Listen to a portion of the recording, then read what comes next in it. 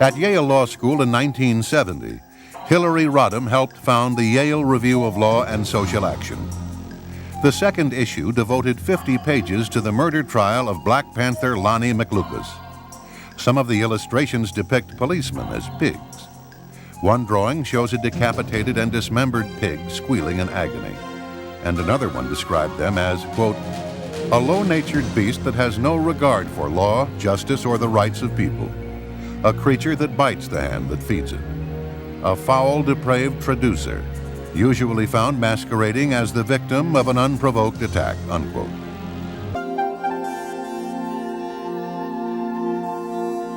In Bill Clinton's Arkansas, some 2 million people remained among the poorest in the nation. Their average yearly income was less than the $20,000 annual fees at the Little Rock Country Club. Arkansas families earning less than $9,000 a year paid nearly 4 times more state tax proportionately than families making in excess of $600,000. Arkansas remained almost last in the United States in per capita expenditure for education, in the percentage of its students completing high school, and the proportion of its citizens with college degrees.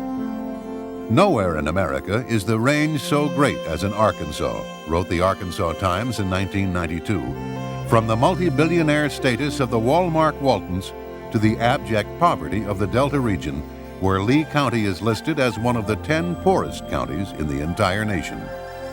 Infant mortality there is twice the national average, and 2/3 of all children never graduate from high school.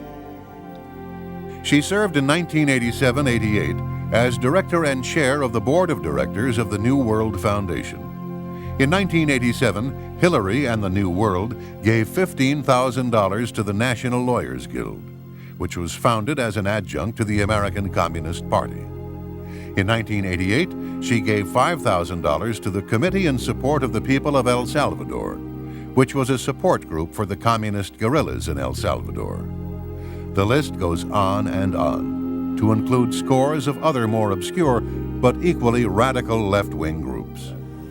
When she got out of the market in July 1979, her $1,000 investment had mushroomed into $100,000.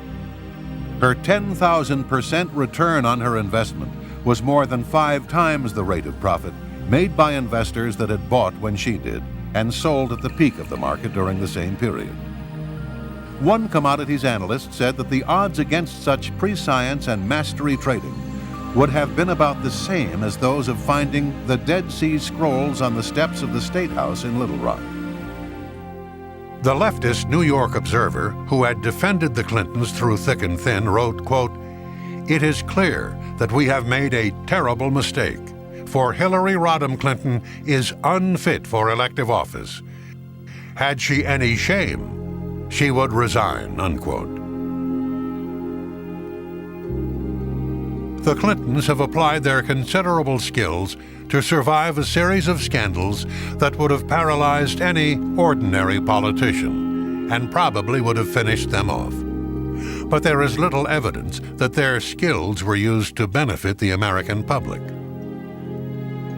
In her book, The Final Days, Barbara Olson wrote, "It all comes down to character.